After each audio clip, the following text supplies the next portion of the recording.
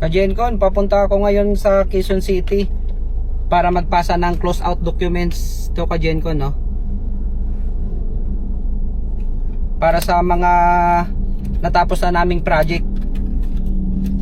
To Kajencon, ginagawa lang namin ito kapag tapos na yung project para ito naman yung gagamitin namin para makasingil. So pagka wala ito Kajencon, saka pagka walang pirma nung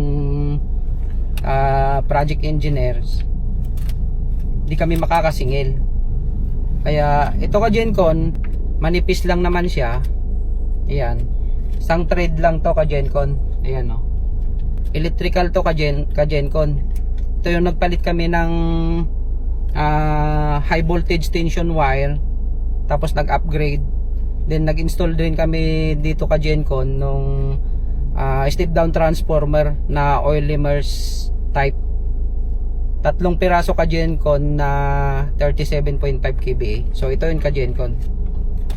Yan. Tig 3 kopya ito Kajencon. Isa sa amin, isa sa project engineering, saka isa sa finance. Tapos to naman yung isa Kajencon na project namin, medyo makapal siya. Kasi lahat ng thread nandito na Kajencon. Installation ng generator, air conditioning, civil architectural,